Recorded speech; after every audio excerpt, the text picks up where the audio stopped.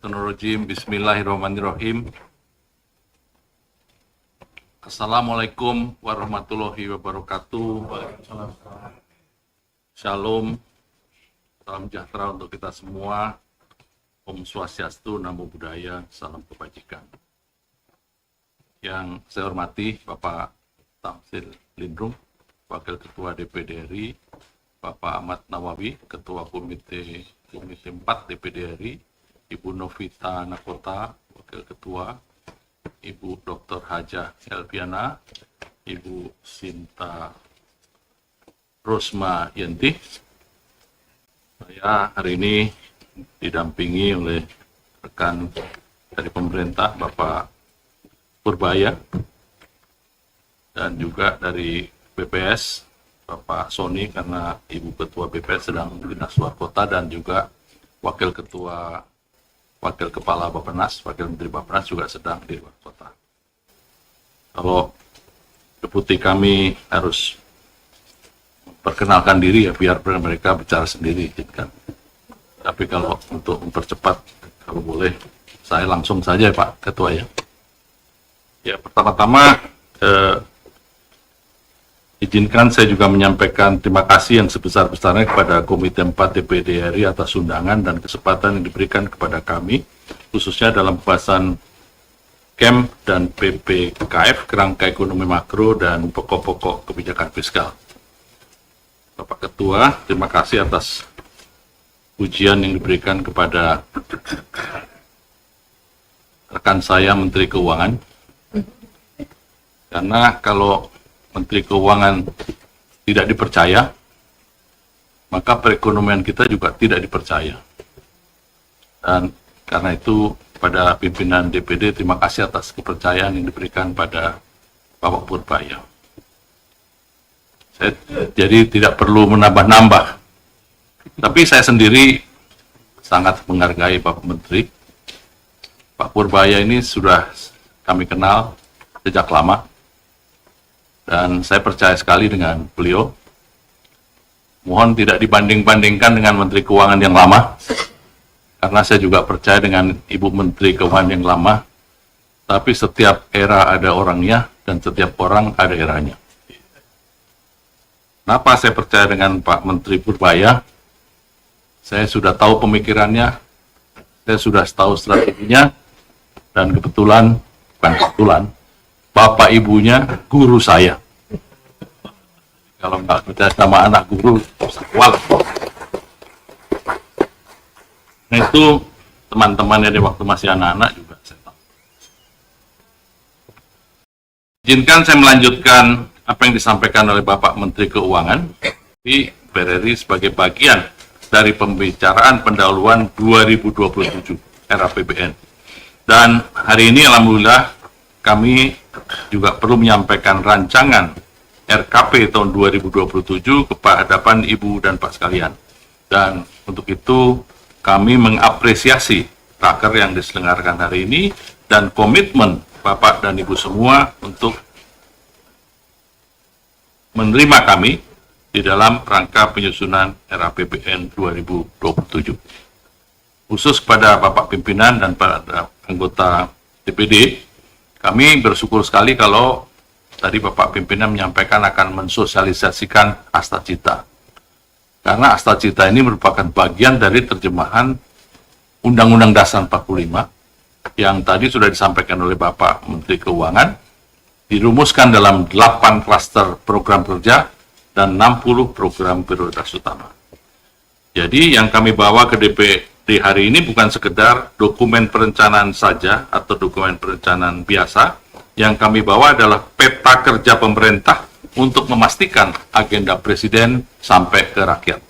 Dari RPJPN 2025-2045, kemudian menjadi RPJMN 2025-2029, dan selanjutnya menjadi program nasional dan program kerja prioritas nasional dan program kerja strategis nasional yang kemudian dirumuskan dalam setiap tahun menjadi RAPBN dan APBN 2027, 2028, dan insya Allah 2029. Dalam prinsipnya, setiap program dan setiap rupiah harus terkunci pada manfaat pembangunan seperti yang disampaikan Bapak Tamsil tadi.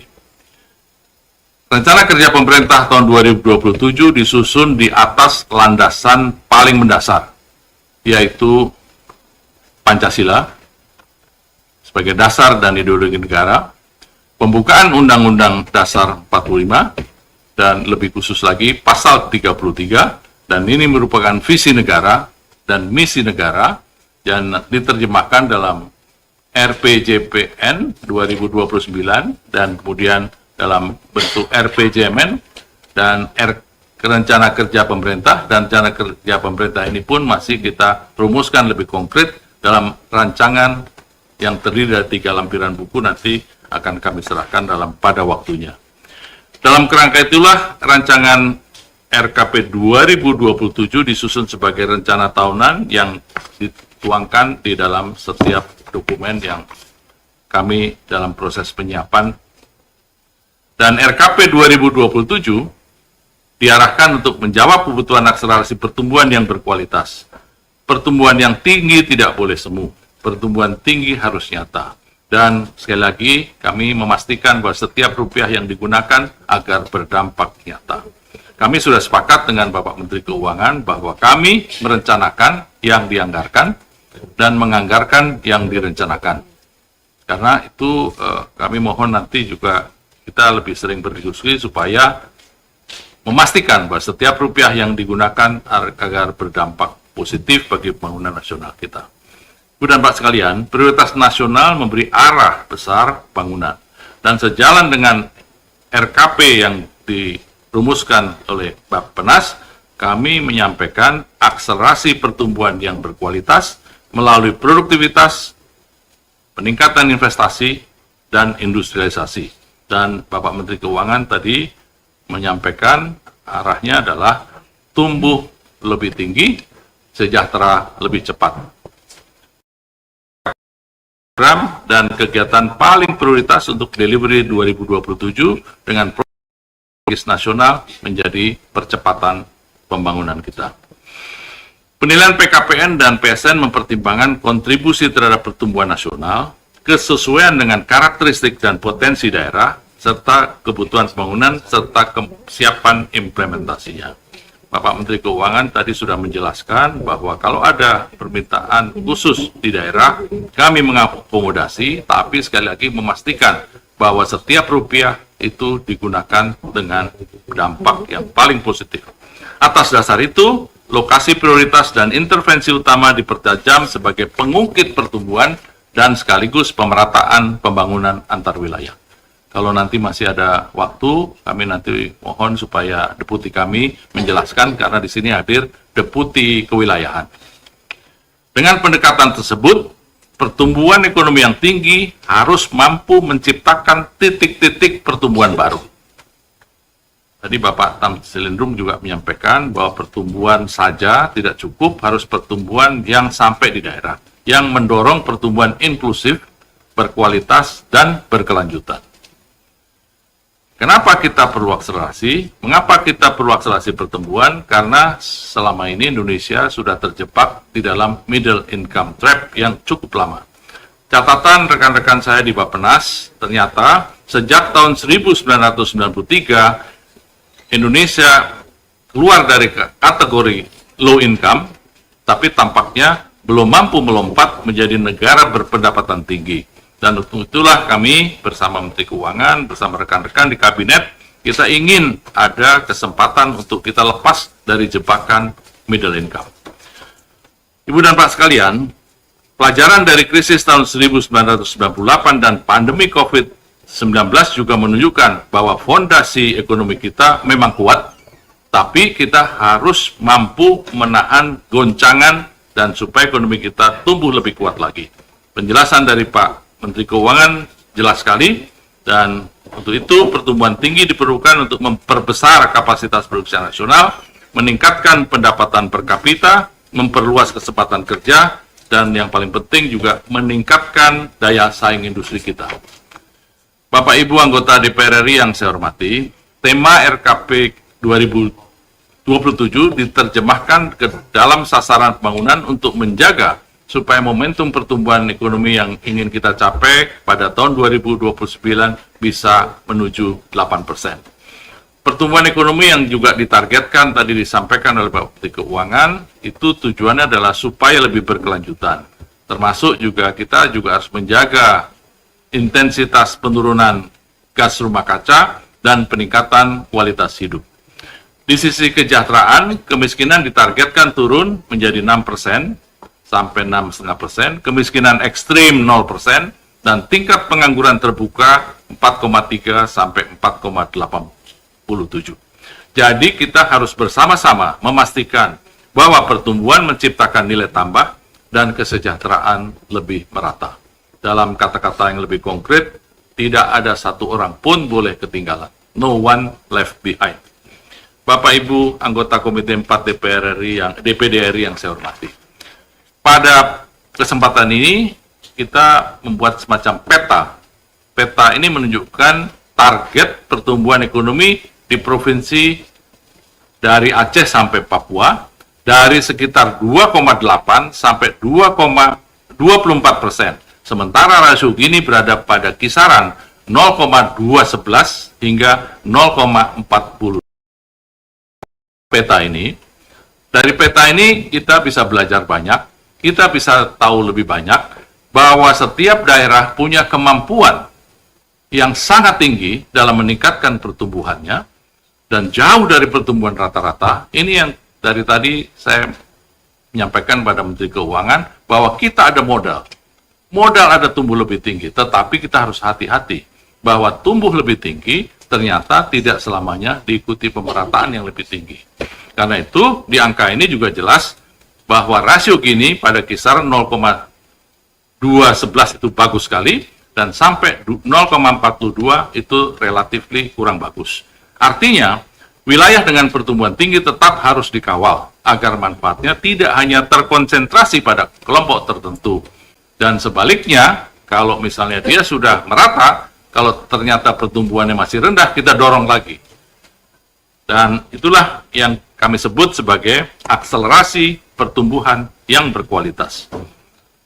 Ibu dan Bapak sekalian, sesuai dengan arahan Bapak Presiden di tahun 2027, PKPN menjadi instrumen kerja agar prioritas Presiden dijalankan secara holistik, secara terintegrasi, dan lebih merata dalam pembangunan nasional kita. Dan program yang tadi sudah disampaikan oleh Bapak Menteri Keuangan tersebar dalam 8 klaster, terdiri dalam 60 program PKPN yang saya kira saya tidak perlu mengulang lagi, dan 8 klaster ini tidak berjalan sendiri-sendiri.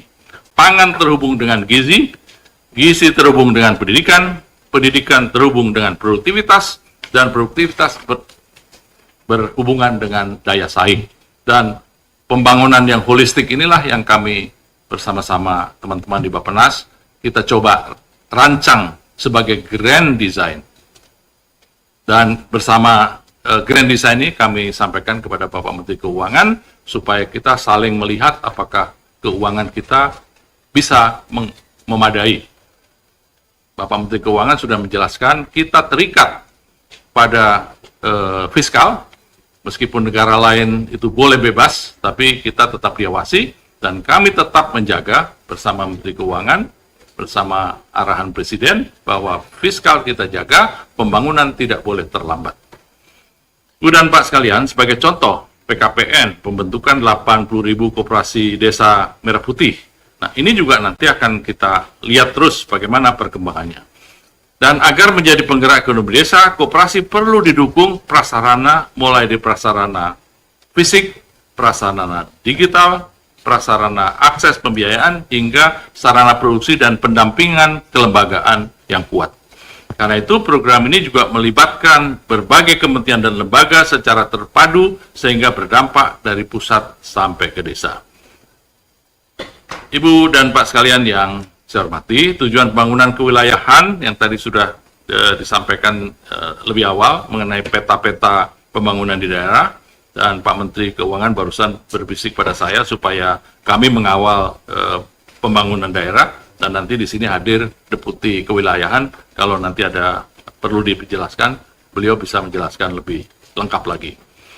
Pelaksanaan RKP 2027 memerlukan pendekatan kewilayahan agar arah kebijakan sektoral dan agenda prioritas nasional diterjemahkan sesuai dengan karakteristik wilayah, kebutuhan pembangunan daerah, potensi unggulan, kapasitas, kesiapan, serta isu strategis daerah.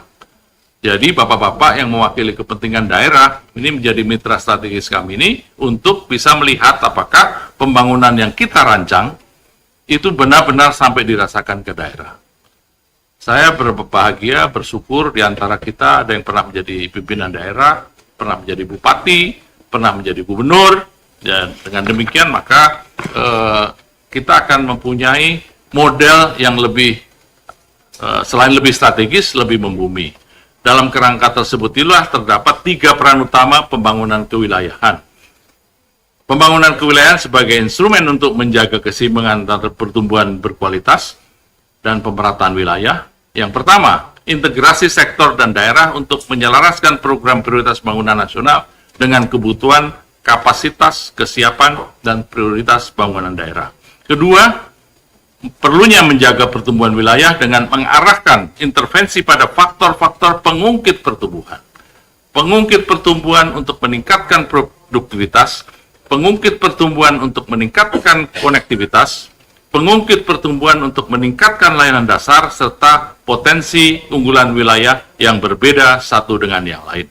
Selanjutnya ketiga, kita perlu terus menjaga agar pemerataan wilayah melalui penajaman dukungan bangunan pada wilayah yang membutuhkan afirmasi, termasuk di daerah pedesaan, daerah afirmasi transmigrasi dan kepulauan, dan lebih khusus daerah-daerah seperti di Papua dan Indonesia Timur lainnya, dan lebih khusus lagi di wilayah-wilayah bencana dan pasca bencana, agar manfaat pembangunan dapat dirasakan secara lebih merata. Dalam RKP 2027, pembangunan kewilayahan diarahkan sesuai karakteristik, potensi, dan tantangan tiap kawasan. Dan tantangan itu ternyata tidak seragam, tapi di antara itu justru saling melengkapi. Inilah wawasan sebagai archipelagic powerhouse. Untuk itu, setiap wilayah memiliki tema pembangunan yang berbeda, mulai dari penguatan bioindustri dan kemaritiman di Sumatera, pengembangan kawasan perkotaan dan inovasi di Jawa, super hub ekonomi Nusantara di Kalimantan dan Sulawesi, serta penguatan dan ekonomi kreatif di Bali dan Nusa Tenggara, dan juga pengembangan konektivitas dan kemaritiman di Maluku hingga percepatan di Papua. Tentu saja semua itu saling berhubungan dan bukan berarti bahwa kalau kami menunjuk ada industri kreatif di Bali, harusnya semua industri kreatif ada di Aceh sampai Papua. Penekanan pembangunan wilayah ini tidak hanya menyangkut aspek spasial, tetapi juga mencerminkan peran strategis dan kontribusi khas masing-masing wilayah dalam mendukung daya saing nasional serta mendorong pemerataan pembangunan. Dengan demikian diharapkan kontribusi kawasan Indonesia Timur atau kawasan Timur Indonesia terhadap PDB nasional dapat mencapai 21,3%. Dan pada tahun 2027 tumbuh menjadi 28,5% pada tahun 2045. Ibu dan Pak sekalian, pertumbuhan ekonomi nasional merupakan agregasi pertumbuhan ekonomi daerah. Karena itu, setiap pertumbuhan ekonomi daerah juga akan tercermin pada pertumbuhan nasional. Sebaliknya, pertumbuhan nasional sebenarnya juga berasal dari daerah.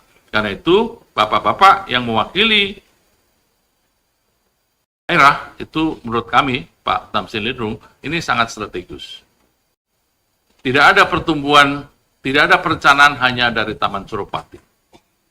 Bahkan tidak ada perencanaan hanya dari kantor ini dan dari ruang ini.